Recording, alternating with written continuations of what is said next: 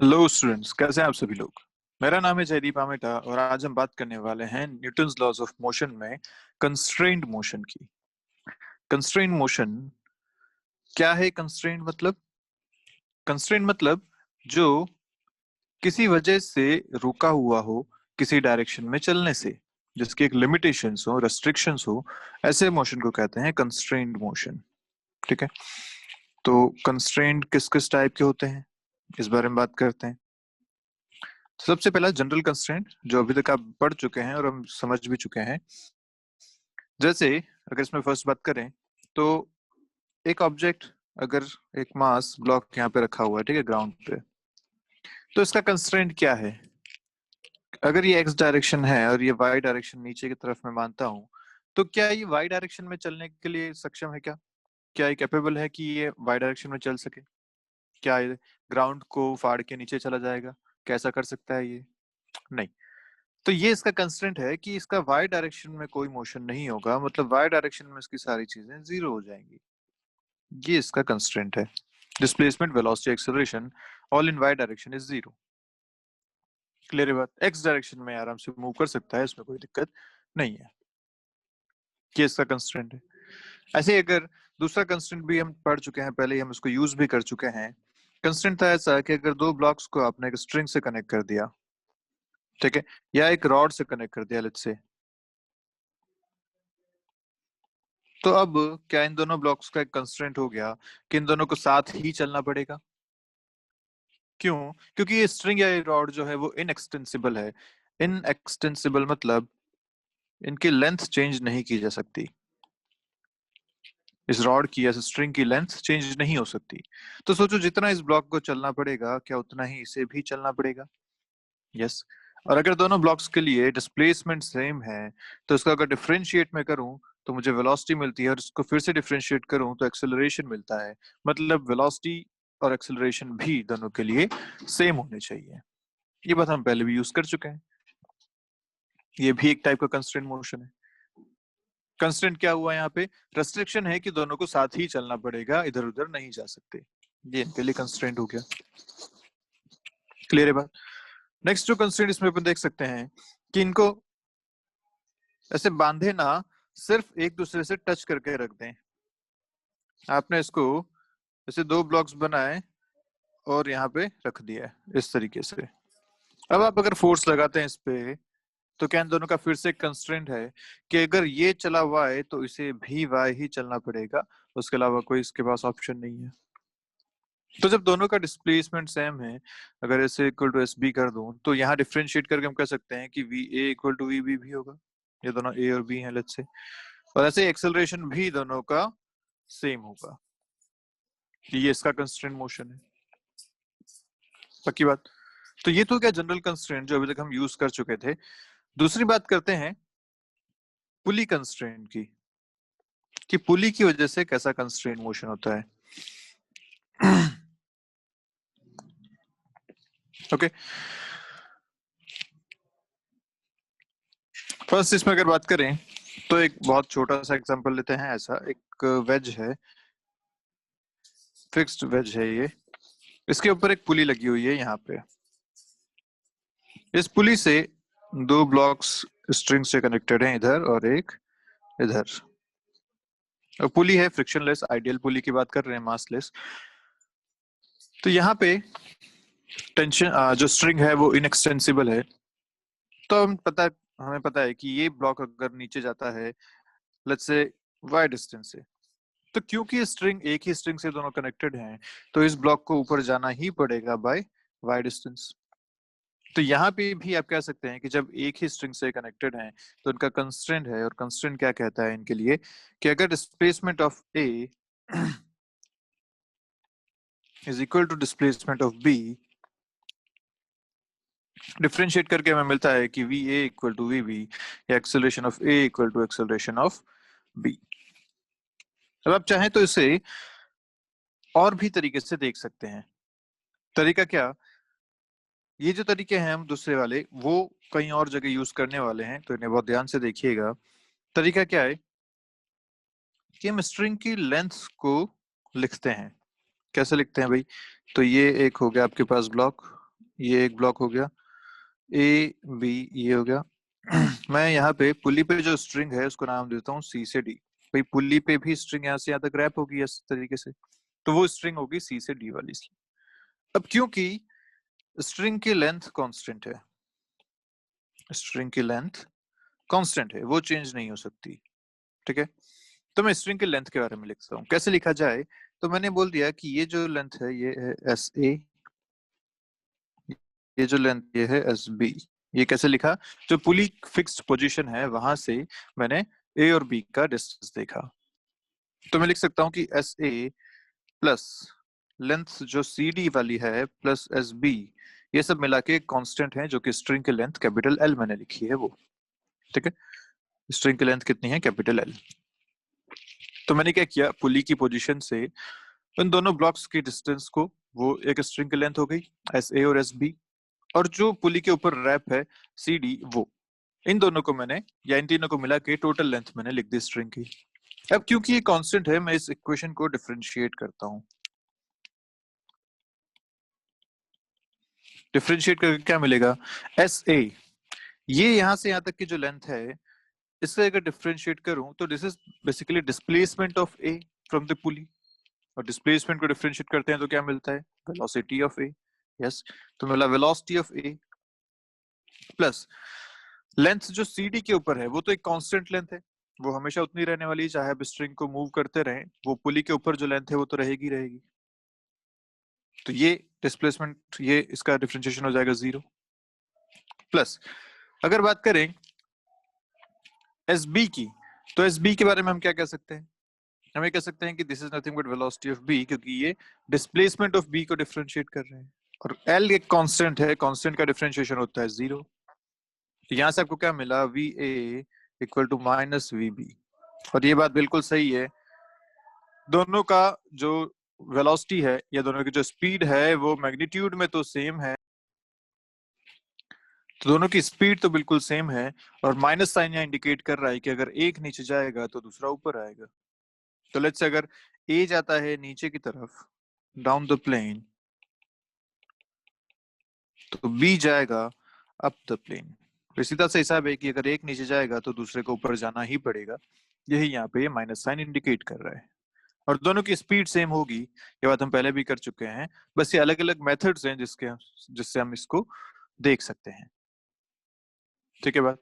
तो चाहे ये वेज पे रखा हो इस तरीके से, या आपके पास इस तरीके का एक क्वेश्चन हो जहां पे पुली यहां लग रही है ऐसी, और इस पुली से दो मासेस कनेक्टेड हैं,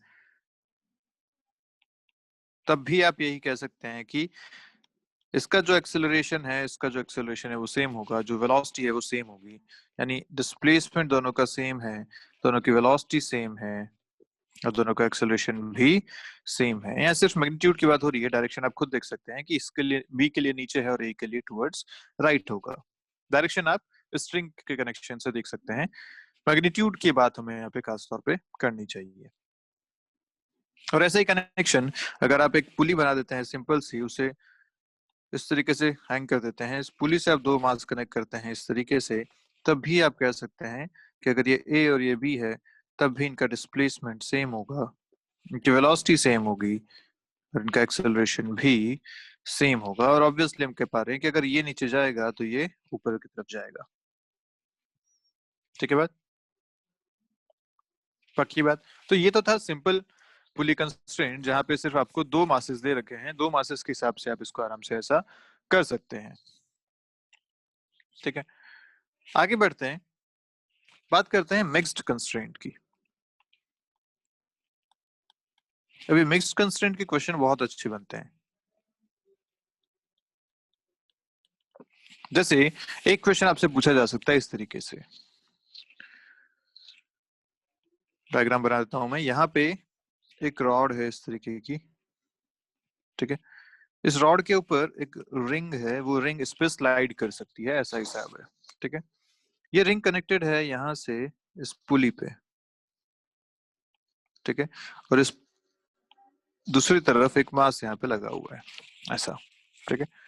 ये हिसाब है, पुली जो है यहाँ बीच में हिंज्ड है, यहाँ इस पॉइंट के अबाउट ही घूम सकती है। अब सोचो अगर ये मास नीचे की तरफ जाएगा तो ये रिंग जो है वो ऊपर की तरफ स्लाइड करेगी, या अगर ये रिंग नीचे की तरफ जाएगी तो ये मास ऊपर की तरफ आएगा। कांस्टेंट तो हम देख पा रहे हैं आराम से। लेकिन क्या इनका एक्सेलरेशन या वेलोसिटी सीधा सीधा हो सकता है क्या? क्या रिंग स्ट्रिंग की डायरेक्शन में मूव कर सकती है क्या? नहीं, रिंग जो है वो तो बस रॉड के ऊपर ही स्लाइड कर सकती है। तो यहाँ पे जो कंस्ट्रेंट होगा उसमें हमें थोड़ा सा सोचना पड़ेगा। क्या सोचना पड़ेगा?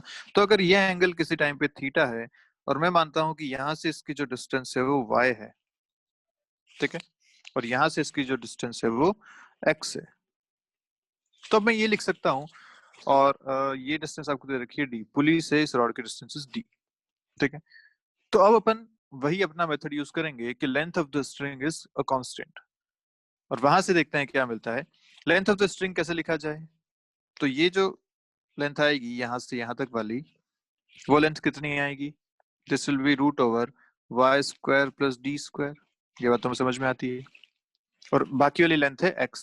ये वाली जो लेंथ है इसे हम अब कंसिडर नहीं करेंगे, क्योंकि हमें पता है कि ये तो हमेशा रहनी है, कांस्टेंट ही है, इसका डिफरेंशिएशन भी आगे आके जीरो ही आना है।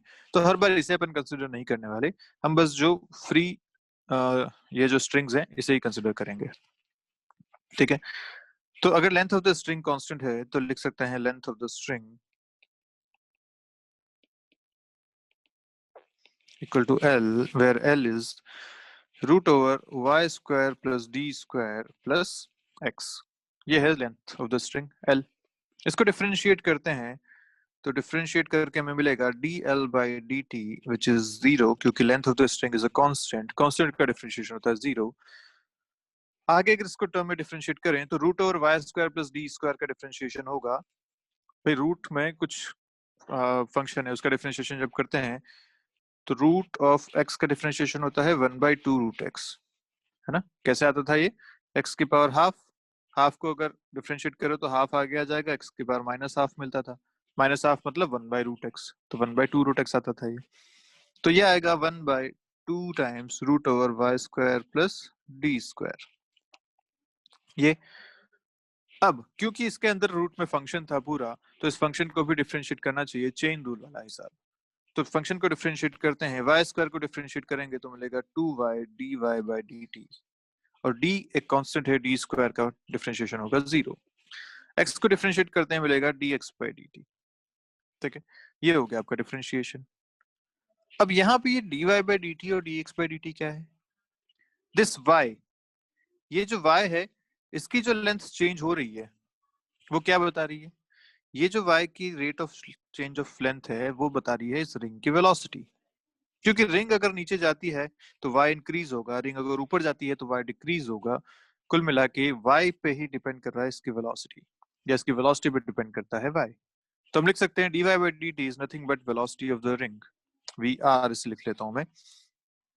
यहाँ से लिखूंगा पूरा, 2 से 2 कैंसिल हो गया, ये आया y by root over Y square plus D square into dy by dt is velocity of ring plus dx by dt is nothing but velocity of this mass। ये भी हमें बात समझ में आ रही है। Equal to zero.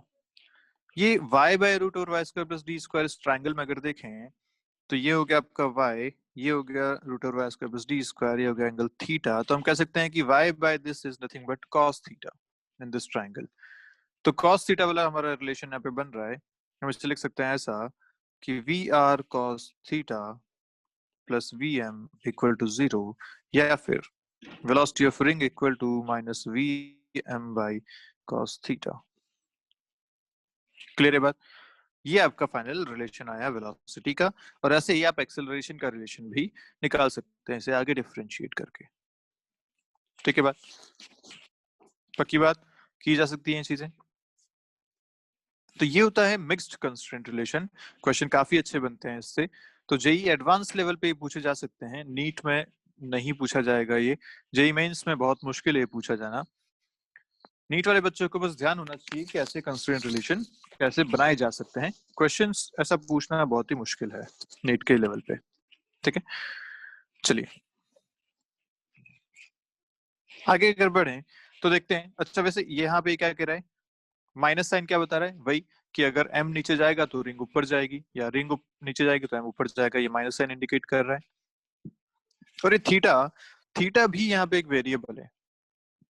देखिए ध्यान से कि अगर रिंग ऊपर जाएगी तो थीटा चेंज होगा, थीटा इंक्रीज होता जाएगा।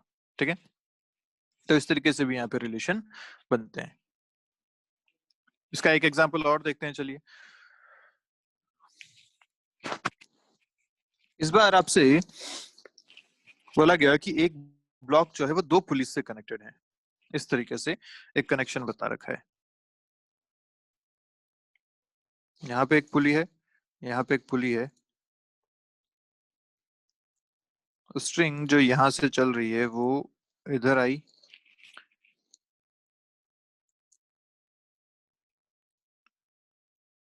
ऐसे, और यहाँ पे आपने इस ब्लॉक को बांध रखा है नीचे एम।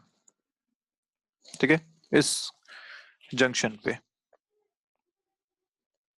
ओके, बोला गया कि अगर ये पुली है ए, ये पुली है बी, इन दोनों के बीच का ये जो पार्टीशन है ये है सी पॉइंट, और ये जो डिस्टेंस है, ये डिस्टेंस है ए के बराबर, उधर भी ए के बराबर है, बिल्कुल सिमेट्रिकल सिस्टम है। ये थीटा है, ये भी ए है, सिमेट्रिकल सिस्टम ही चल रहा है। ठीक है, बोला गया आपसे कि अगर ये पॉइंट ओ और ये मास एम है, और ये जो दोनों स्ट्रिंग्स के सिरे हैं ये दोनों यू स्पीड से नीचे की तरफ जा रहे हैं, ऐसा बोला गया कि इनको आप यू स्पीड से नीचे की तरफ खींच रहे हैं, तो इस एम का जो स्पीड ऊपर की तरफ है वो कितनी होनी चाहिए। ऑब्वियसली एम ऊपर की तरफ चलेगा, क्योंकि आप जब दोनों तरफ से इसको नीचे की तरफ खींच रहे हैं तो ये एम ऊपर की तरफ उठना चाहिए। ये आपका क्वेश्चन है। ठीक है, तो क्या करना चाहिए, हम फिर से मान लेते हैं कि जो यहां से ऊपर वाली पोजीशन से ये ओ की जो डिस्टेंस है वो है y के बराबर। ये डिस्टेंस कितनी है, y, ऐसा हमने मान लिया। हमने ओ की डिस्टेंस क्यों मानी, क्योंकि भाई ओ से एम की जो स्ट्रिंग है वो तो फिक्स्ड है, वो कहीं मूव नहीं हो रही, वो मतलब मूव तो हो रही है लेकिन वो किसी और तरीके से मूव नहीं होगी, ओ के साथ साथ ही चलेगी। तो जहां ओ वहां ये मास भी रहने वाला है, ये तो कंफर्म, इसलिए हमने ओ तक मान लिया y को। ओके, अब अगर मैं इस पूरी स्ट्रिंग की लेंथ लिखता हूँ, ठीक है, तो लेंथ ऑफ द स्ट्रिंग लिखी जा सकती है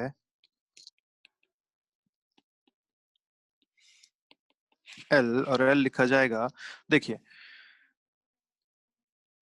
यहां से यहां तक की डिस्टेंस हो गई आपकी y, और ये जो एल है ये क्या है, ये अगर लेंथ लिखता हूं मैं, तो this is y, this is a in this triangle. आप देख पा रहे हैं ये जो ट्राइंगल है इसमें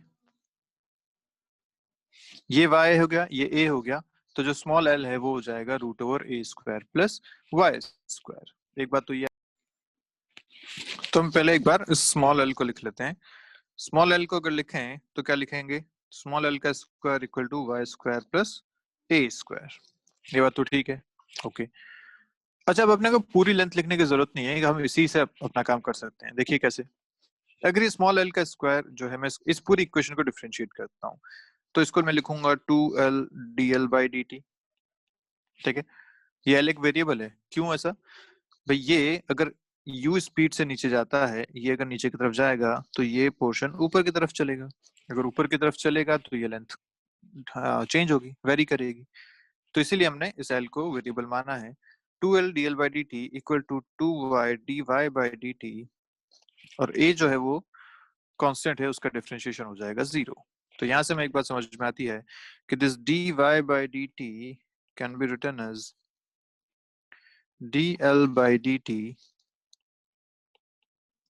इनटू l बाई y, ये लिखा जा सकता है। या फिर इस डायग्राम अगर अपन देखें तो इस डायग्राम में दिस l बाई y, ये है l, ये है y, l by y is nothing but 1 by cos theta, या आप ऐसा कर सकते हैं कि y by l is cos theta in this triangle, है ना, y by l is cos theta in this triangle। तो y by l अगर cos theta है तो ये 1 by cos theta है, इसे लिखा जा सकता है dl by dt into 1 by cos theta। ठीक है, और ये dl by dt क्या है, what is this dl by dt, rate of change of this length। ये किस पे डिपेंड करेगा, भाई जितनी वेलोसिटी या स्पीड के साथ ये स्ट्रिंग इस तरफ जाएगी, क्या उतनी स्पीड के साथ इस स्ट्रिंग को इस तरफ आना पड़ेगा। क्योंकि ये पूरी एक स्ट्रिंग है, जितना ये नीचे जाएगी उतना ही इसे इधर से ऊपर आना पड़ेगा।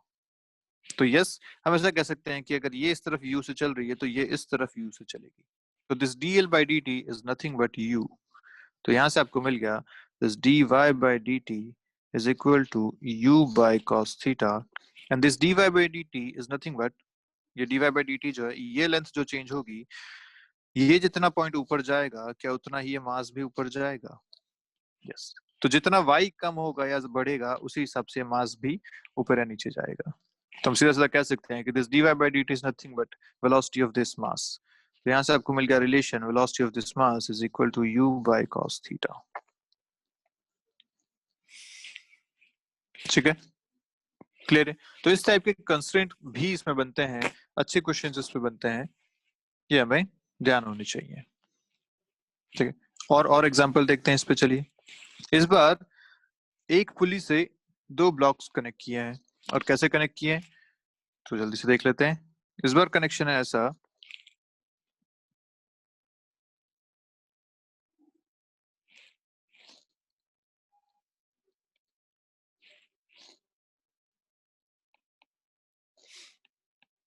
यहाँ पे एक मास है, यहाँ पे दूसरा मास है, और वही ये आपको जो एंगल दे रखे हैं दोनों थीटा थीटा दे रखे हैं। डिस्टेंसेस आपको दे रखे हैं, ये डिस्टेंस भी d है, ये डिस्टेंस भी d है, और ये जो लेंथ है ये अपन ने y कंसिडर कर ली। ठीक है, ये लेंथ यहाँ पे अपन ने x कंसिडर कर ली। तो अब अपने को सीधा सीधा वही करना है, इक्वेशंस लिखनी है। इक्वेशंस अपने को पता है कि टोटल लेंथ अगर मैं इसकी लिखूंगा तो क्या लिखूंगा, total length l of the string is ये स्मॉल l और x, यही है l प्लस x, ये है टोटल लेंथ। स्मॉल l को लिखा जा सकता है root over Y square plus D square. अब आराम से ट्राइंगल से देख पा रहे हैं, और 2 टाइम्स क्योंकि 2l है प्लस x, ये हो गया आपकी टोटल लेंथ।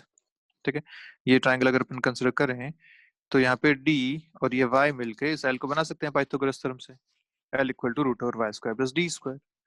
ठीक है, यहाँ से आपको लेंथ मिल गई। अब डिफरेंशिएट करते हैं dl by dt which is 0। Differentiate करेंगे तो उधर मिलेगा 2, रूट में जो भी होता है उसका होता है 1/2 रूट एक्स, तो रूट और y square plus D square multiplied by अंदर वाले को डिफरेंशिएट करते हैं 2y dy by D t, d square का तो हो जाएगा 0 plus d x by D t. क्या मिलेगा देखिए यहाँ से, this dy by D t is nothing but, ये y है ना, इसका rate of change is nothing but इस ब्लॉक की वेलोसिटी। जितना ये y कम या ज्यादा होगा उसी हिसाब से इसकी वेलोसिटी भी डिफाइन होगी। So this dy by dt is nothing but velocity of 1, and this dx by dt is nothing but velocity of this 2। तो लिख लेते हैं यहाँ से, देखिए यहाँ से 2 से 2 एक कैंसिल हो रहा है, बच रहा है आपके पास 2 times y by root over y square plus d square, dy by dt is velocity of 1 plus velocity of 2, 0। This y by root over y square plus d square is nothing but cos theta. यहाँ पे देख सकते हैं y by l is cos थीटा। तो ये आपका answer आ जाएगा 2 cos theta into v1 plus v2 equal to 0। यहाँ से आपको मिला v2 equal to minus 2v1 cos theta. इस तरीके से आप अपना सारा रिलेशंस यहाँ से फाइंड कर सकते हैं। तो कंस्ट्रेंट इक्वेशन लिखना बहुत इंपॉर्टेंट है, सीखना कि कैसे इक्वेशन लिखी जाए, कैसे लेंथ ऑफ द स्ट्रिंग को लिखा जाए। ठीक है, एक क्वेश्चन इस पे और करते हैं जल्दी से। क्वेश्चन क्या कह रहा है, अब जो अपन क्वेश्चन कर रहे हैं वो क्वेश्चन काफी पूछे जा सकते हैं, जेईई मेंस में भी पूछा जा सकता है। तो ये क्वेश्चन है कुछ ऐसा, और इसको करने के 2-3 तरीके हैं, हम सारे डिस्कस करेंगे। यहाँ पे एक पुली लगा रखी है, यहाँ पे एक पुली लगा रखी है इस तरीके से, और इधर से एक मास कनेक्टेड है, इधर से एक फिर से एक पुली कनेक्टेड है,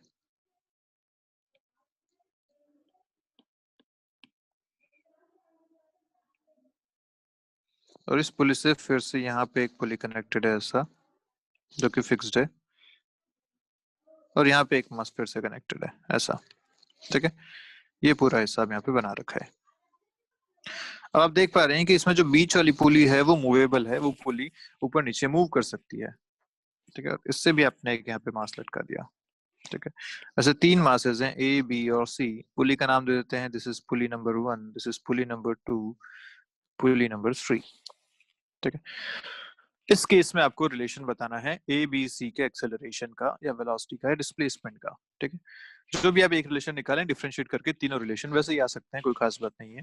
तो वो रिलेशन अपने को चाहिए फॉर ए, बी एंड सी। कैसे कहें इस टाइप के क्वेश्चन को? ठीक है, तो यहाँ पे अपन क्या करते हैं, सबसे पहले मान लेते हैं कि अगर ये नीचे चलता है वाई ए से और अगर ये नीचे चलता है वाई सी से, तो इस बी को ऊपर ही जाना पड़ेगा विद वाई बी। ये तो कंफर्म है कि अगर ए और सी को आप नीचे खींचते हैं तो ये बीच वाला पोर्शन ऊपर उठेगा और वो ऊपर उठेगा वाई बी, अपन ने मान लिया ऐसा। ठीक बात, ये पहला तरीका है जो मैं इसका करने का बता रहा हूँ। इस तरीके में आपने पहले डिस्प्लेसमेंट इसका मान लिया, ये वाई ए से चला है, वाई सी इसका डिस्प्लेसमेंट है और वाई बी उसका डिस्प्लेसमेंट है। यहाँ तक बात क्लियर है? ठीक है, अब देखो, जितना डिस्प्लेसमेंट इस बी का होगा उतना ही डिस्प्लेसमेंट उस पुली का भी होगा, पुली नंबर 2 का। यस, तो पुली नंबर 2 जो अभी यहाँ पे है, यहाँ तक कहीं पहुंच जाएगी विद डिस्प्लेसमेंट, इसका भी डिस्प्लेसमेंट हो जाएगा वाई बी के बराबर। ठीक है भाई, अब जब पुली यहाँ तक पहुंच गई तो यहाँ से स्ट्रिंग फ्री हो जाएगी। हमने पहले भी बात की थी कि अगर पुली यहाँ रखी है और स्ट्रिंग इस तरीके से कनेक्टेड है, अब पुली जो है वो यहाँ पे शिफ्ट हो गई, तो ये जो स्ट्रिंग पहले यहाँ थी अब वो स्ट्रिंग भी यहाँ पे आ जाएगी। तो जो स्ट्रिंग फ्री हुई वो होती है double the length of the moment of pulley. कि अगर पुली यहाँ से यहाँ तक एक्स डिस्टेंस चल ली, यहाँ से यहाँ तक, तो जो स्ट्रिंग फ्री हुई वो 2x फ्री हुई, एक्स इधर से और एक्स इस तरफ से। तो ऐसे ही यहाँ पे जो ये पुली वाई बी ऊपर चली तो इसने कितनी स्ट्रिंग फ्री करी होगी, एक ये और दूसरा ये, 2 YB स्ट्रिंग इसने फ्री करी। एंड दिस 2 YB स्ट्रिंग जो फ्री हुई, क्या वही वाई ए और वाई सी के साथ नीचे गई है? क्योंकि भाई स्ट्रिंग की लेंथ तो कांस्टेंट है, तो जितना वाई बी ऊपर चला उसी के हिसाब से ए और सी नीचे चले होंगे।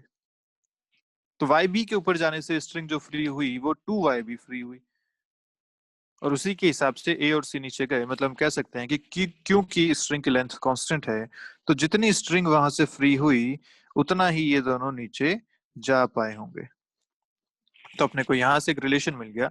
इसको अगर मैं डिफरेंशिएट करूं तो ये मिलेगा 2VB equal to VA plus VC, या 2V सॉरी 2, इसको फिर से डिफरेंशिएट करें तो acceleration of V equal to acceleration of A plus acceleration of C।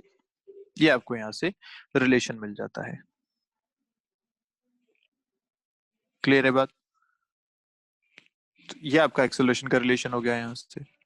क्या सोचा हमने कि कौन सी पुली मोशन में है और उस पुली के मोशन की वजह से कितनी स्ट्रिंग यहाँ से फ्री हुई और वो फ्री हुई स्ट्रिंग कहाँ कहाँ ट्रांसफर हुई।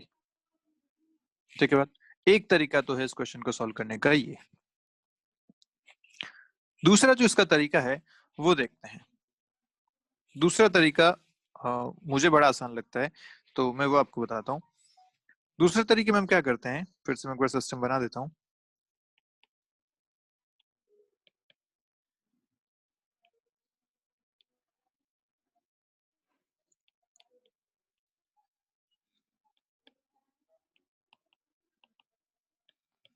ये आपका सिस्टम है पुली 1 2 3।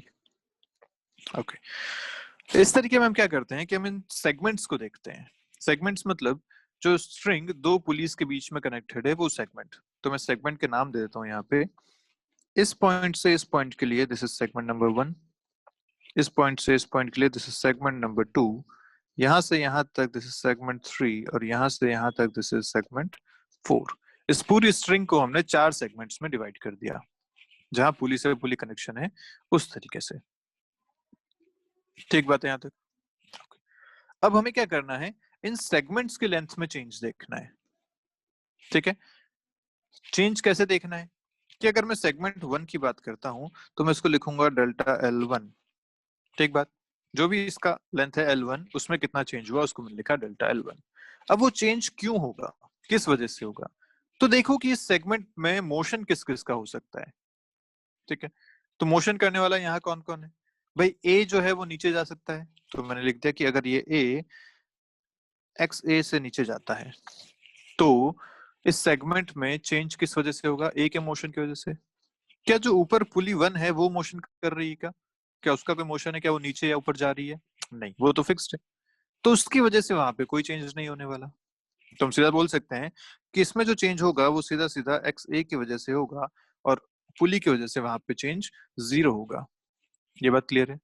हर सेगमेंट के 2 पॉइंट्स, उन दोनों पॉइंट्स को देखना है कि उनका जो डिस्प्लेसमेंट है वो कहीं हो रहा है क्या। तो जो ए के साथ कनेक्टेड है उस पॉइंट का डिस्प्लेसमेंट हो रहा है नीचे की तरफ बाय एक्स ए, और जो पुली के साथ कनेक्टेड है उसका कोई डिस्प्लेसमेंट नहीं है, वो वहीं पुली के साथ कनेक्ट रहेगा। ठीक है बात?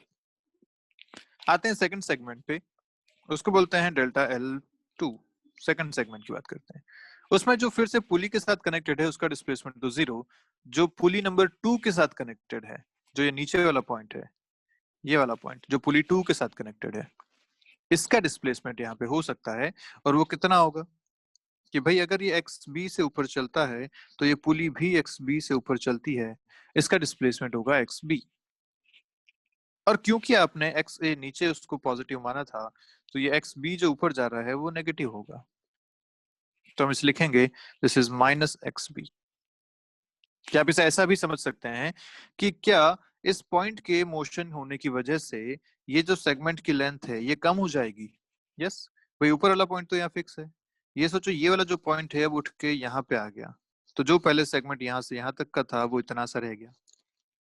तो इस सेगमेंट की लेंथ कम हो रही है इस पुली 2 के मोशन की वजह से, इसलिए उसको अपन ने माइनस एक्स भी लिखा। ठीक बात? ऐसे ही थर्ड सेगमेंट पे अगर चलें तो मैं लिखता हूँ डेल्टा एल थ्री। वो कितना हो जाएगा? तो थर्ड सेगमेंट में 2 पॉइंट्स हैं, एक पुली 3 पे कनेक्टेड, एक पुली 2 पे कनेक्टेड। तो जो पुली 3 पे कनेक्टेड है वो तो फिक्स्ड पुली है, उसका कोई मोशन नहीं है, उसके लिए आएगा डिस्प्लेसमेंट 0। जो पुली 2 पे कनेक्टेड है, मतलब ये वाला पॉइंट, क्या वो फिर से एक्स बी से ऊपर जा रहा है? यस। और क्या उसकी वजह से ये जो सेगमेंट है इसकी लेंथ कम हो जाएगी? यस। तो हमें लिखना चाहिए माइनस एक्स बी इसका डिस्प्लेसमेंट, या उसमें उसकी वजह से चेंज इन लेंथ। और ऐसे अगर फोर्थ सेगमेंट की बात करूँ तो डेल्टा एल फोर, वो कितना लिखा जाएगा? 2 पॉइंट्स इसमें यहाँ पे, एक ये और एक ये, इसकी वजह से डिस्प्लेसमेंट 0 क्योंकि वो फिक्स्ड पॉइंट है। ये नीचे जा रहा है, हमने ऐसा माना था विद वाई सी, क्या एक्स सी, अपन यहाँ सारे एक्स चीजें लेके चल रहे हैं तो एक्स ले लीजिए, एक्स सी। तो इसकी वजह से लेंथ इंक्रीज होगी, तो ये आएगा प्लस एक्स सी। ये आपके सारे डिस्प्लेसमेंट हो गए, सारे चेंज इन लेंथ होगी सेगमेंट्स की। और हमें पता है कि total change in length of the string is 0 क्योंकि length of the string is inextensible, उसमें कोई चेंज नहीं हो सकता। तो टोटल चेंज शुड बी 0। हम लिख सकते हैं यहाँ से, तो delta L one plus delta L two plus delta L three plus delta L four should be equal to 0, क्योंकि ये total change in the string की लेंथ है। यहाँ से हमें समझ में आ गया X A minus X B plus X C equal to 0। क्या रिलेशन मिला? X A plus X C equal to 2xb, वही रिलेशन जो ऊपर से मिला था हमें। इसको डिफरेंशिएट करते हैं तो velocity of A plus velocity of C equal to 2 times velocity of B. एक बार और डिफरेंशिएट करेंगे तो acceleration of A plus acceleration of C equal to 2 times acceleration of B. क्या ये रिलेशन हमें फिर से मिल गया जो हमें वहां मिला था? ठीक है बात? तो ध्यान रखिएगा, मुझे ये तरीका पसंद है, मैं इस तरीके से करता हूँ, आपको जो तरीका अच्छा लगता है उस तरीके से कीजिए। मुझे सेगमेंट्स में इस पूरे स्ट्रिंग को सेगमेंट्स में बांट देना, देन हर सेगमेंट की चेंज इन लेंथ देखना, ये मेरा तरीका है, मैं इस तरीके को आसान मानता हूँ। ठीक है? उसमें पहले अपन ने डिस्प्लेसमेंट मान लिए, अब देखिए एक्स ए एक्स बी एक्स सी ये सब मैंने माने हुए हैं, तो कोई दिक्कत वाली बात नहीं है। आप भी अपने इनके मोशन को मान सकते हैं, उसमें कोई खास बात नहीं है, क्योंकि जब आप फाइनली सॉल्व करेंगे तो हो सकता है उसका मोशन उल्टा हो रहा हो, जैसा आपने माना उससे उल्टा मोशन हो रहा हो, तो कोई बात नहीं, एक्सेलरेशन या वेलोसिटी या एक्स जो है वो नेगेटिव आंसर में आ जाएंगे। तो हम मान लेंगे कि भाई जो हमने डायरेक्शन मानी उसके उल्टे डायरेक्शन में इसका एक्चुअल मोशन हो रहा है, तो कोई दिक्कत नहीं है, आप जैसे चाहे इसे अज्यूम कर सकते हैं। आप यहाँ चाहते तो एक्स बी को भी नीचे मान लेते, तीनों नीचे जा रहे हैं ऐसा आप मान लेते, तब भी कोई दिक्कत नहीं थी। फाइनली जब आंसर सॉल्व करेंगे तो आंसर पॉजिटिव या नेगेटिव के हिसाब से सही आ जाएंगे। ठीक है बात? तो अजम्पशन में कोई दिक्कत वाली बात नहीं, आप जैसे चाहें इसे अज्यूम करें और अपना फाइनल आंसर यहाँ से बताएं। ठीक बात है? तो ये तरीका मुझे अच्छा लगता है, मैं इस तरीके से सॉल्व करता हूँ। आगे हम कुछ और क्वेश्चंस भी देखेंगे जिसको मैं इस तरीके से आपको फिर से सॉल्व करके बताऊंगा। ठीक है, तो एक तो ये तरीका हो गया। एक मेथड और है इसका, वो भी देख लो जल्दी से। मेथड क्या है नेक्स्ट, कि वही अपना सिस्टम अभी वही चल रहा है, अपन उसी सिस्टम की बात कर रहे हैं। यहाँ पे फिर से एक पुली है, ये पुली फिर से इधर जाके अटैच हो रही है, यहाँ पुली एक फिर से है, और ये एक यहाँ पे है सी। ये अपना सिस्टम है ऐसा। ठीक है, तो इस बार अपन ने क्या किया कि ये जो फिक्स्ड पुलीज हैं यहां से, ये अपना रेफरेंस लाइन हो गई। क्या हो गई? Reference line. इस रेफरेंस लाइन से अपन ने बाकी सब चीजों का डिस्प्लेसमेंट देखा। तो मैं देखता हूं कि ये है डिस्प्लेसमेंट ए का वाई ए, ये है डिस्प्लेसमेंट पुली नंबर 2 का वाई टू, और ये है डिस्प्लेसमेंट यहां से यहां तक इस बी का वाई बी। ठीक है, ऐसे इस सी का ये है डिस्प्लेसमेंट वाई सी। ठीक बात। अब अपन क्या करना है कि अपने को स्ट्रिंग्स की लेंथ को टोटल देखना है। तो अगर मैं स्ट्रिंग की बात करूं, तो ये जो पूरी ए से सी तक कनेक्ट हो रही है वो स्ट्रिंग एक है पूरी। तो मैं अगर उस स्ट्रिंग की लेंथ की बात करता हूं एल, तो मैं लिखूंगा this is equal to Y A plus Y two plus Y two plus Y C. ये टोटल लेंथ हो जाएगी। कैसे बता देता हूँ। This length is Y A. हमें ऊपर वाली लेंथ कंसीडर नहीं करनी है, हम पहले भी बात कर चुके हैं। जो पुलिस के ऊपर रैप है वो हमेशा कांस्टेंट ही रह रही है, तो डिफरेंशिएट करके वो जीरो ही आने वाली है, तो हम उसे कंसीडर नहीं करते। तो this is Y A plus Y two plus Y two plus Y C. ये हो जाएगी आपकी total length of the string. ये मैंने लिख लिया यहाँ पे। अब अगर इसे मैं डिफरेंशिएट करता हूँ तो मुझे क्या मिलेगा, यहाँ लेंथ जीरो, ये मिलेगा velocity of A plus two times velocity of two plus velocity of C. ठीक है, अगर इसको सही लिखें तो ये हो जाएगा velocity of A plus velocity of C equal to minus two times velocity of two. ये आपका एक आंसर आ गया। ठीक है, दूसरी लेंथ में लेता हूँ ये वाली। कौन सी? जो टू से बी को कनेक्ट कर रही है वो ये वाली लेंथ। इस लेंथ के लिए अगर बात करूं तो मैं उसको लिखता हूँ लेट्स से L2। लिखूंगा ये लेंथ कितनी है, Y B minus Y two. ये लेंथ है, देख पा रहे हैं? ये पूरी लेंथ है यहाँ से तक वाई बी, यहाँ से यहाँ तक लेंथ है वाई टू। तो जो बची हुई लेंथ है वो कितनी हो जाएगी, Y B minus Y two, which is L2 हमने लिखी है। अगर इसको डिफ्रेंशिएट करें तो ये भी है zero. Y B is velocity of B minus velocity of two. यहाँ से आपको मिला velocity of two equal to velocity of B. और ये तो हम पहले ही जानते थे कि जितना ये पुली चलेगी उतना इस ब्लॉक को भी चलना पड़ेगा। जितना ये पुली चलेगी ऊपर की तरफ उतना ये ब्लॉक भी जाएगा ऊपर की तरफ, या जितना ये ब्लॉक नीचे जाएगा उतनी इस पुली को भी नीचे जाना पड़ेगा। ये तो हम पहले जानते ही थे, यहाँ से हमने इसको देख भी लिया रिलेशन। और इसी तरीके से आप एक्सेलरेशन का रिलेशन भी निकाल सकते हो। इस v2 टू इक्वल टू वीबी को मैं यहाँ पुट कर देता हूँ, तो वही रिलेशन आपको मिल गया जो आप अभी तक फाइंड कर रहे थे, माइनस टू वीबी। ठीक है, इसी को एक्सेलरेशन में भी लिख सकते हैं, plus acceleration equal to minus two acceleration of C. और यहाँ पे माइनस आ रहा है तो यहाँ में बात समझ में आती है कि भाई देखिए डिस्प्लेसमेंट जो आपने यहाँ ले रखे हैं सबके एक ही डायरेक्शन में ले रखे हैं। देख पा रहे हैं आप? मैंने बोला था ना कि आप डिस्प्लेसमेंट किसी भी डायरेक्शन में ले लीजिए, कोई दिक्कत नहीं है। आपने यहाँ से वाई ए भी नीचे लिया, वाई बी को भी नीचे लिया, और वाई सी को भी नीचे लिया। तो डिस्प्लेसमेंट सबके एक ही डायरेक्शन में लिए हैं, इसलिए यहाँ पे एक माइनस साइन ऑलरेडी आपके पास आ चुका है। तो कोई दिक्कत नहीं है कंफ्यूजन की। आप जैसे चाहे अजम्पशन अपने लीजिए, और अजम्पशंस के हिसाब से आप सीधा सीधा अपना आंसर बता सकते हैं। प्लस माइनस अपने आप उसमें एडजस्ट होते रहेंगे। ठीक है बात? पक्का? चलिए, तो ये तरीका भी एक अच्छा तरीका है, आप चाहे तो इस तरीके को भी यूज कर सकते हैं। This is also good method. Okay, आगे बढ़ते हैं। एक शॉर्टकट मेथड अपन बात करते हैं कि जब भी when pulley moves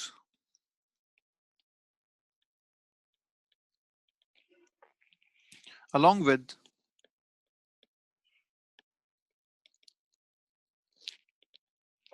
the blocks connected to along with the blocks connected to both sides, then the displacement of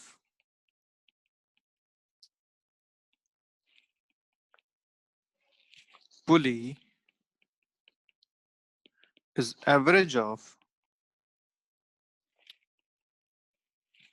the displacement on both sides.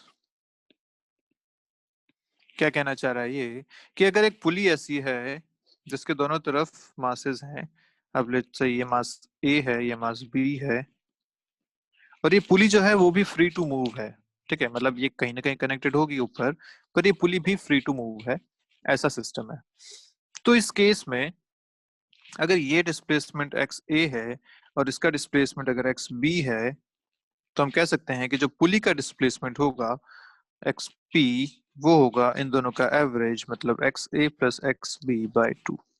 ये बात यहाँ पे कही गई है कि एक पुली जो कि फ्री टू मूव है या कंस्ट्रेंट है लेकिन मूव कर सकती है, वो उसका जो डिस्प्लेसमेंट होगा, वो डिस्प्लेसमेंट आप सीधा सीधा उस पुली पे कनेक्टेड दोनों ब्लॉक्स के एवरेज डिस्प्लेसमेंट के बराबर कर सकते हैं। तो अगर दोनों ही ब्लॉक्स नीचे की तरफ है, इनका डिस्प्लेसमेंट एक्स ए और एक्स बी, तो पुली का डिस्प्लेसमेंट हो जाएगा X A plus X B by two. या अगर ऐसा नहीं है, एक ब्लॉक ऊपर एक ब्लॉक नीचे जा रहा है, अगर ऐसा है एक्स ए नीचे की तरफ है और जो बी इधर कनेक्टेड है वो ऊपर की तरफ जा रहा है एक्स बी, तो हम इसका ऐसा लिख सकते हैं कि अगर इसे नीचे डिस्प्लेसमेंट बोला गया तो X A minus X B by two, क्योंकि आप पुली का डिस्प्लेसमेंट नीचे बता रहे हैं, तो नीचे को पॉजिटिव लिया है आपने, X A is positive, X B is negative by two, ऐसा कर सकते हैं। या फिर अगर ऐसा है कि पुली का जो कनेक्शन है वो एक तरफ फिक्स्ड है और सिर्फ एक ही तरफ एक ब्लॉक लटका हुआ है ए, और वो नीचे जा रहा है एक्स ए से, तो पुली का जो डिस्प्लेसमेंट बताएंगे एक्स पी, वो हो जाएगा X A plus zero by two. ये जीरो कहाँ से आया? जो पॉइंट फिक्स्ड है उसका तो कोई डिस्प्लेसमेंट है नहीं, तो आप सीधा सीधा लिखेंगे ऐसा, which is x A by two. तो ये कुछ शॉर्टकट मेथड्स हैं जिनसे आप बहुत जल्दी अपने क्वेश्चंस को आगे बढ़ा सकते हैं कि एक पुली अगर फ्री टू मूव है और उसके दोनों तरफ के स्ट्रिंग्स का अगर मुझे डिस्प्लेसमेंट पता है, तो उस पुली का displacement is the average of these displacements. Clear है बात? ठीक है, तो चलिए आगे बढ़ते हैं, कुछ क्वेश्चंस इस पे करते हैं। तो चलिए, जितना अभी तक आज अपन ने पढ़ा है उससे रिलेटेड कुछ क्वेश्चंस करते हैं। पहला क्वेश्चन आपको कह रहा है कुछ ऐसा कि एक ब्लॉक है 5 kg का, उसको आपने अरेंज किया इस तरीके से, यहाँ पे एक पुली लगा रखी है,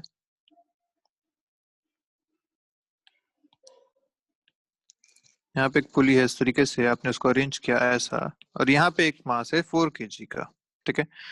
और दूसरे अरेंजमेंट में आपने इन दोनों को अरेंज किया कुछ इस तरीके से, यहाँ दोनों तरफ पुली है, इस पे स्ट्रिंग इस बार आपने दोनों को लटका दिया इस तरीके से। पूछा गया इन दोनों केसेस में इनका एक्सेलरेशन को कंपेयर कीजिए। फर्स्ट केस में इन ब्लॉक्स का एक्सेलरेशन क्या होगा और सेकंड केस में इन ब्लॉक्स का एक्सेलरेशन क्या होगा। दूसरी बात, टेंशन को भी कंपेयर करना है इन दोनों केसेस में, टेंशन इन द स्ट्रिंग। तो चलिए करते हैं। यहाँ पे हम एक बात तो समझ पाए हैं कि क्योंकि यहाँ पे सिर्फ एक ही स्ट्रिंग है, एक ही स्ट्रिंग है, मतलब दोनों का एक्सेलरेशन सेम होना चाहिए। तो अगर ये नीचे जा रहा है विद एक्सेलरेशन ए, तो ये भी इधर जाना चाहिए विद एक्सेलरेशन ए, ठीक है। मैं इसको A1 कह लेता हूँ, सिचुएशन 1 वाला, ऐसा। और सेकंड केस में अगर बात करें, तो ये अगर नीचे जाता है विद एक्सेलरेशन A2, तो ये ऊपर आना चाहिए विद एक्सेलरेशन A2, क्योंकि यहाँ भी ये दोनों एक ही स्ट्रिंग से कनेक्टेड हैं, दोनों का डिस्प्लेसमेंट सेम होगा, दोनों की वेलोसिटी सेम होगी और दोनों का एक्सेलरेशन भी सेम होगा। तो ये बात हमें कहाँ से पता चली? ये बात पता चली कंस्ट्रेंट रिलेशन से, ठीक है। तो सिंपल सा है, तब तो कोई दिक्कत वाली बात नहीं है, कोई इक्वेशन बनाने की जरूरत नहीं है, आप सीधा इनके एक्सेलरेशन को सेम कर सकते हैं। जल्दी से सॉल्व कर लेते हैं इसे। सॉल्व कैसे करेंगे? तो एफबीडी बनाना पड़ेगा। 5 का एफबीडी बनाता हूं। हमें पता है कि इस पे एक टेंशन फोर्स इस तरफ लग रहा है, इसका एक्सेलरेशन है इस तरफ A1। और अगर 4 का एफबीडी बनाता हूं, तो उस पे ऊपर की तरफ टेंशन लग रहा है, नीचे की तरफ इसका mg लग रहा है और उसका एक्सेलरेशन है नीचे की तरफ। दो इक्वेशन, दो अननोन A1 और T, आराम से सॉल्व कर सकते हैं। यहाँ से इक्वेशन बनाऊंगा 40 minus T equal to 4A1। 40 को पॉजिटिव लिया क्योंकि एक्सेलरेशन नीचे है। दूसरा यहाँ से रिलेशन बनता है T equal to 5A1। T की जगह यहाँ डाल देता हूँ 5A1, तो आ जाएगा 5A1 plus, sorry equal to 4a1। क्या रिलेशन मिला? a1 equal to 40/9 metre per second square. यह आ गया आंसर, एक्सेलरेशन। और एक्सेलरेशन आ गया तो टेंशन भी आ जाएगी। अगर टेंशन T1 हम कह देते हैं यहाँ पे, इस पूरे केस में टेंशन T1 है, तो T1 आप क्या हो जाएगी? 5 इंटू A1 इज 40/9। ये आ गया यहाँ से टेंशन विच इज 200/9 न्यूटन्स। इस केस की बात हो गई यहाँ तक। सेकंड केस की अगर बात करें तो इसमें एक्सेलरेशन आपने बता रखे हैं, टेंशन T2 ले लेते हैं, फ्री बॉडी डायग्राम बनाते हैं। तो ऊपर टेंशन T2 है, नीचे इसका mg लग रहा है 50 और नीचे इसका एक्सेलरेशन है A2। और अगर इसका बनाएंगे तो ये बनेगा 4, एक्सेलरेशन ऊपर की तरफ टेंशन और नीचे इसका अपना mg 40। ठीक है, इक्वेशन दोनों के लिए लिखते हैं। तो यहाँ लिखेंगे 50 minus T2 equal to 5A2 और इधर लिखा जाएगा T2 minus 40 equal to 4A2। ये बात क्लियर है? जिधर एक्सेलरेशन वो फोर्स पॉजिटिव। इक्वेशन बनाने में गलती मत करना, अदरवाइज सॉल्व नहीं हो पाएंगे। दोनों इक्वेशन को अगर मैं ऐड कर दूं तो T2 कैंसिल हो जाएगा, बचेगा 50 माइनस 40 इक्वल टू 9A2। यहाँ से आपको एक्सेलरेशन मिलता है 10/9 मीटर पर सेकंड स्क्वायर। तो एक्सेलरेशन यहाँ पे चेंज हो चुका है, जो पहले 40/9 था यहाँ पे 10/9 आया है। और ऐसे अगर टेंशन मुझे निकालनी है तो मैं किसी भी एक इक्वेशन में रखता हूँ T2 equal to 4A2 plus 40। यहाँ से आपको T2 मिलेगा 4 into 10/9 plus 40। This is 40/9 plus 40। इसको आप सॉल्व कर सकते हैं। 1/9 प्लस 1 इज 10/9। आंसर आएगा 400/9 न्यूटन्स। तो टेंशन भी यहाँ पे चेंज हो चुकी है, जो पहले 200/9 थी अब 400/9 न्यूटन्स है। क्लियर है बात? तो दोनों केसेस में हमें ये कंस्ट्रेंट मोशन से पता चला कि एक्सेलरेशन जो दोनों ब्लॉक्स का होगा वो सेम होगा। बाकी जो सॉल्व करना है वो एफबीडी बना के सॉल्व करना आपको आता है। ऐसे हम कई सारे क्वेश्चंस ऑलरेडी कर चुके हैं। ठीक है, क्वेश्चन अगर आपसे ऐसा पूछ लेता तो इसको मैं पूरा सॉल्व नहीं करूंगा, आपको ही सॉल्व करना है। यहाँ पे आपको ऐसी बहुत सारी स्ट्रिंग्स कनेक्ट करके दे दी ऐसी, ठीक है, लाइन से ऐसे स्ट्रिंग्स कनेक्टेड है और मास दे दिया ये 3 kg, ये 2 kg, ये 1 kg, ऐसा तीनों मासेस दे दिए। आपसे पूछा गया कि बताइए इन तीनों स्ट्रिंग्स में टेंशन कितनी कितनी है। T1 T2 T3 तीनों आपसे पूछ लिया। ठीक है, कैसे करेंगे? सीधा सा हिसाब है ना, एफबीडी बनाएंगे। अगर 3 का एफबीडी बनाता हूं तो इस पे ऊपर लग रही टेंशन T3, नीचे इस पे लग रहा है mg, तो 30। और तीनों ये रेस्ट पे हैं क्योंकि ये कनेक्टेड हैं, कहीं मूव नहीं हो रहा, ऊपर से फिक्स्ड है। तो ये रेस्ट पे है, इक्विलिब्रियम है, तो नेट फोर्स 0 करना पड़ेगा, बस हो जाएगा। ये 2 का अगर बनाते हैं तो इसका अपना mg नीचे, ऊपर टेंशन T2। अब यहाँ भूलना मत कि इस पे नीचे T3 भी लग रही है, इसके नीचे एक स्ट्रिंग और कनेक्टेड है जिसमें T3 है। गलती यही होती है। ठीक है, और अगर जब T1 बनाते हैं, 1 के लिए बनाते हैं, तो ऊपर T1 है, नीचे इसका अपना mg10 है, प्लस T2 भी यहाँ पे नीचे लग रहा है। बस यहाँ से आपको सॉल्व हो जाएगा। T3 इक्वल टू 30 क्योंकि नेट फोर्स 0 है। इस 30 को मैं ऊपर यूज करता हूँ तो यहाँ से मिलेगा T2 equal to 20 plus T3। T3 is 30 तो हो जाएगा 50। 20 प्लस 30 इज 50। और यहाँ से अपन देखें तो T1 आपको मिल रहा है 10 प्लस T2, 10 प्लस 50 इज 60। ठीक है, और देखो ध्यान से, तो आप आराम से इसको वैसे भी बता सकते थे, क्योंकि ये जो स्ट्रिंग 1 है इसने क्या इन तीनों को उठा रखा है? यस, इस पे इन तीनों का लोड है। जब तीनों का लोड है तो 1 प्लस 2 प्लस 3 6 kg, इन तीनों का mg नीचे की तरफ लग रहा है तो 60। देखिए आपको सीधा सीधा मिल रहा है 60। अगर T2 की बात करें तो इस स्ट्रिंग ने इन दोनों को उठा रखा है, ये दोनों मिलके बन रहे हैं 5, मतलब mg इन दोनों का लग रहा है नीचे की तरफ 50। तो यहाँ जो स्ट्रिंग में टेंशन आएगी वो भी कितनी आएगी? 50। और ये जो थर्ड स्ट्रिंग की बात करें, इसने सिर्फ एक को उठा रखा है, इसका अपना mg 30, तो बस वही टेंशन इसमें आएगी 30। तो आप इस तरीके से भी इन क्वेश्चन को सीधा सीधा सॉल्व कर सकते हैं। ठीक है, देखते हैं नेक्स्ट क्वेश्चन। नेक्स्ट क्वेश्चन आपको कंस्ट्रेंट का ही करते हैं कोई ना कोई। ये क्वेश्चन हम पहले कर चुके हैं, देखते हैं अगला क्वेश्चन। अब चलिए, ये क्वेश्चन आपको दे रखा है। इस क्वेश्चन में आपको 3 मासेस दे रखे हैं, कनेक्शन आपको दे रखा है, 2 पुलीज हैं। जो ए है कैपिटल एम, उसकी वैल्यू अपने को पूछी गई है और वो ऐसी वैल्यू होनी चाहिए such that the mass m1 moves with constant velocity, ये बोला गया। जो m1 है वो कांस्टेंट वेलोसिटी के साथ मूव करे। ऐसा कब हो सकता है? जब इसका एक्सेलरेशन जीरो हो जाए, तभी ऐसा पॉसिबल है ना, जब इसका एक्सेलरेशन जीरो हो जाए। ठीक है, अब यहाँ पे एक खास बात क्या है? खास बात ये है कि हम एक्सेलरेशन जब मानते हैं इनके, तो लेट्स से इसका एक्सेलरेशन इधर है ए, इस तरफ ये चलेगा, पूरा सिस्टम इधर नीचे की तरफ चल रहा है। तो इससे कनेक्टेड कौन है? इस ए से कौन कनेक्टेड है? ये पुली, पुली नंबर 2। तो इस पुली नंबर 2 का जो एक्सेलरेशन होगा वो भी होगा ए, इस डायरेक्शन में। यहाँ तक बात क्लियर?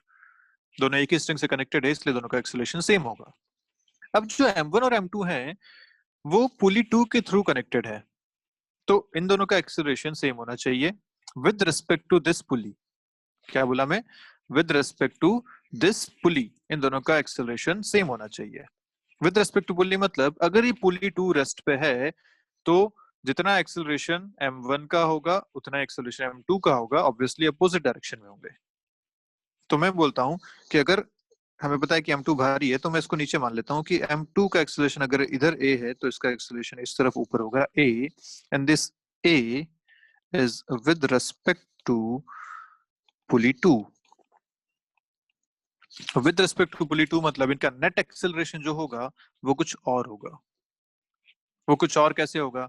तो हमें पता है कि रिलेटिव वेलोसिटी में पढ़ चुके हैं कि acceleration of a with respect to b अगर लिखा जाता था तो लिखते थे a माइनस b, ऐसे लिखते थे ना, रिलेटिव एक्सेलरेशन। तो यहाँ पे अगर मुझे लिखना है एक्सेलरेशन ऑफ 1 या m1 with respect to pulley 2, तो मैं क्या लिखूंगा? Acceleration of m1 minus acceleration of pulley 2, ये लिखा जाएगा।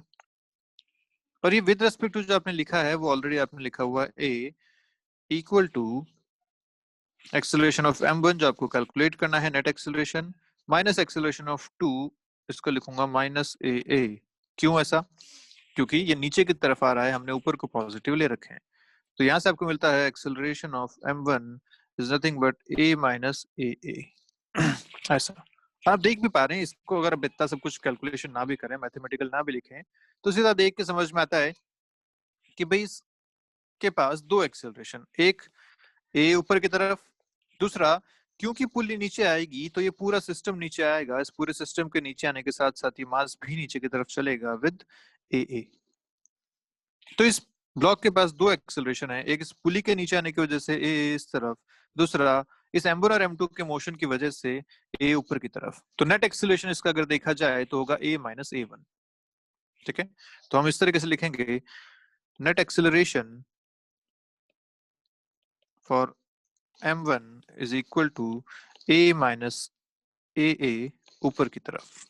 ठीक है, और ऐसे अगर लिखा जाए नेट एक्सेलरेशन फॉर m2, तो देखिए इसके लिए क्या होगा एक्सेलरेशन m2 की अगर बात करें तो m2 के पास एक एक्सेलरेशन है खुद का नीचे की तरफ a, दूसरा ये पूरे पुली के साथ साथ ये पूरा सिस्टम नीचे आ रहा है विद एक्सेलरेशन a, तो इसके पास एक एक्सेलरेशन नीचे भी होगा a। तो इसका जो नेट एक्सेलरेशन हो जाएगा वो हो जाएगा a प्लस a, क्योंकि दोनों ही इस बार नीचे की तरफ है। तो m2 के लिए जो हम एक्सेलरेशन लिखेंगे तो लिखेंगे a प्लस a डाउनवर्ड्स, ये इन दोनों का एक्सेलरेशन होगा। अब अपना क्वेश्चन पे चलते हैं। क्वेश्चन में क्या बोल रखा है कि जो m1 है वो मूव्स विद कांस्टेंट वेलोसिटी, मतलब m1 का जो एक्सेलरेशन है वो जीरो होना चाहिए। तो यहाँ से बात समझ में आ गई कि ये है जीरो, तो यहाँ से हमें समझ में आया कि this a is equal to a। और अगर ऐसा है तो ये हो जाएगा 2a नीचे की तरफ या 2a नीचे की तरफ। अब आपके पास सारी चीजें बहुत सॉर्टेड हैं। सॉर्टेड इसलिए क्योंकि आपका जो कैपिटल M है उस पर एक टेंशन फोर्स लग रहा है इस तरफ, उसका एक्सेलरेशन है a इस तरफ, ये इसका FBD हो गया। जो आपकी पुली 2 है, हालांकि उसकी जरूरत नहीं है पर फिर भी देख लीजिए, उस पे ऊपर की तरफ टेंशन T है, इस तरफ टेंशन T डैश और T डैश है, और इसका एक्सेलरेशन नीचे की तरफ है अगेन a। जो आपका मास m2 है उस पे ऊपर टेंशन लग रही है T डैश, उसका नीचे mg अपना लग रहा है m2g, और उसका एक्सेलरेशन नीचे की तरफ है 2a, अभी हमने देखा। और जो मास m1 है उस पे ऊपर की तरफ टेंशन लग रही है T डैश, नीचे इसका है m1g, और इसका एक्सेलरेशन है 0 क्योंकि ये कांस्टेंट वेलोसिटी से चल रहा है। चारों FBDs अपने को क्लियर हैं। आपको सिर्फ m पूछा गया था, m निकालने के लिए अपने को टेंशन और a चाहिए, वहां से अपन m निकाल सकते हैं। और वो कैसे निकालें, तो अपन शुरू करते हैं यहाँ से अपने को मिलता है T dash equal to M one G, क्योंकि एक्सेलरेशन 0 है। T dash equal to M one आपको दे रखा है 1 kg, तो 1 × g इज 10, यहाँ से आपको मिला 10 न्यूटन्स। टी डैश मिल गया आपको 10 न्यूटन्स। ठीक है बात। अब आते हैं इस पे, इसकी इक्वेशन बनाते हैं। इसकी इक्वेशन लिखेंगे तो m2g minus T dash equal to m2 into 2a1, ये इक्वेशन बनेगी यहाँ पे। Net force equal to mass into acceleration. Okay, m2g, m2 आपको दे रखा है 2 kg, तो 2 × 10 माइनस टी डैश अभी आपने कैलकुलेट किया 10 equal to m2 is 2 into 2a1। यहाँ से आपको a1 मिल जाएगा या a मिल जाएगा। ये हो गया 20 minus 10 equal to 4a। This is 10/4 equal to a which is 2.5 metre per second square. ये आपका आ गया। क्लियर है बात। अगर मैं इस पुली के लिए बताऊं, यहाँ से इक्वेशन अगर लिखी जाए तो पुली का मास है 0, पुली इज मासलेस। इसका मास 0 मतलब इसके लिए नेट फोर्स होना चाहिए 0। नेट फोर्स 0 मतलब T equal to 2T dash. ये बात समझ में आ गई। ये बात हम पिछले वीडियो में भी करी थी। मासलेस पुली के लिए टेंशन अगर इस तरीके से लिखी जा सकती है, तो नेट टेंशन इक्वल टू इन दोनों की टेंशन का सम। तो T equal to T dash plus T dash 2T dash. यहाँ तक आ गए। अब बनाते हैं इक्वेशन अपन इस कैपिटल M के लिए, तो मैं लिखूंगा T equal to MAA। T अपने को पता है कितना है, 2T dash equal to M, AA भी अपने को पता है। यहाँ से इक्वेशन डालते हैं तो 2 × T डैश अभी आपने कैलकुलेट किया था T dash 10 newtons equal to M, AA अभी आपने कैलकुलेट किया 2.5। यहाँ से आपको M मिल जाएगा 20/2.5 विच इज 8 kgs। ये आपका फाइनल आंसर आएगा। ठीक है, तो बहुत ही बढ़िया क्वेश्चन है ये। इसमें रिलेटिव मोशन का कॉन्सेप्ट भी यूज होता है, इसमें कंस्ट्रेंट मोशन भी यूज होता है। सारी चीजें काफी अच्छे से यहाँ पे हम कर सकते हैं। तो एक बार क्वेश्चन को जल्दी से मैं आपको रिवाइज करा देता हूँ। क्वेश्चन था कुछ ऐसा, सिस्टम था हमारे पास कुछ ऐसा। अब यहाँ पे कंस्ट्रेंट मोशन हमने यूज किया 2 जगह पे। पहला ये कि ये एक स्ट्रिंग से कनेक्टेड है, मतलब इन दोनों का एक्सेलरेशन सेम होना चाहिए। अगर इसका एक्सेलरेशन a इधर है तो इस पुली का एक्सेलरेशन a इस तरफ होना चाहिए, पहला कंस्ट्रेंट। दूसरा कंस्ट्रेंट हमने यूज किया इन दोनों के लिए बी और सी, ये दोनों एक ही स्ट्रिंग से कनेक्टेड है यहाँ से यहाँ तक, तो जो एक्सेलरेशन इसका होगा वही एक्सेलरेशन इसका भी होगा विद रिस्पेक्ट टू दिस पुली। ठीक है, अब इनका नेट एक्सेलरेशन निकालना पड़ेगा क्योंकि यहाँ पुली भी मूव कर रही है। तो नेट एक्सेलरेशन कैसे देखें भाई, पुली का एक्सेलरेशन नीचे की तरफ, इसका एक्सेलरेशन भी नीचे की तरफ, दोनों ऐड हो जाएंगे। तो अगर M2 के लिए मैं लिखूंगा तो लिखूंगा a प्लस ए, यही अपन ने लिखा था यहाँ पे M2 के लिए a प्लस ए। अगर M1 की बात की जाए तो पुली आ रही है नीचे, M1 जा रहा है ऊपर, इसके लिए अगर नेट एक्सेलरेशन लिखा जाएगा तो लिखा जाएगा a माइनस a1, और यही हमने किया यहाँ पे a माइनस a1। यहाँ तक हम पहुंच गए। अब क्वेश्चन पे आए तो क्वेश्चन में बोला गया था कि एक मूव्स विद कांस्टेंट वेलोसिटी, मतलब M1 का जो नेट एक्सेलरेशन है वो होना चाहिए 0। तो हमने 0 किया, नेट एक्सेलरेशन M1 का 0 किया, तो यहाँ से एक रिलेशन मिल गया कि ये a is equal to a, और यहाँ से M2 का एक्सेलरेशन अपने को मिल गया 2a इस इक्वेशन को यूज करके। ठीक है बात। अब अपन चलते हैं अपने एफबीडीज पे। एफबीडी बनाते हैं तो इस M के लिए एफबीडी में एक फोर्स टेंशन इधर लग रहा है, इसका एक्सेलरेशन इधर है, और कोई इस पे फोर्स नहीं है। मोशन के डायरेक्शन में देखेंगे ऑब्वियसली, इसका mg इधर लग रहा है, इसका नॉर्मल इधर लग रहा है, वो सब तो है ही, लेकिन उससे हमें कोई मतलब नहीं है। ठीक, इसका एफबीडी बना दिया। पुली के लिए अगर एफबीडी बनाते हैं तो ऊपर एक टेंशन फोर्स, इधर 2 टेंशन फोर्स, और इसका मास 0, नेट फोर्स 0। ये इसका हिसाब हो गया। अगर बी के लिए बनाते हैं एफबीडी तो इस पे एक टेंशन फोर्स, इसका अपना mg, और इसका एक्सेलरेशन a प्लस ए, ये हो जाएगा। और अगर इसके लिए एफबीडी बनाते हैं तो ऊपर एक टेंशन फोर्स, नीचे इसका अपना mg, और इसका एक्सेलरेशन 0। ये चारों आपने एफबीडीज बनाए। एफबीडीज बना के आपने जब इनको सॉल्व किया तो अपने पास फाइनल एक्सप्रेशन आए। ठीक है, सबसे पहले आपने इस एफबीडी को सॉल्व किया, यहाँ से टी डैश की वैल्यू मिल गई mg के बराबर विच इज 10। इस टी डैश को हमने यहाँ पे यूज किया, तो यहाँ से मिला m2g minus T dash equal to m2 into 2a2, ये इसकी इक्वेशन बनी। यहाँ से आपको a मिल गया, दिस एक्सेलरेशन a।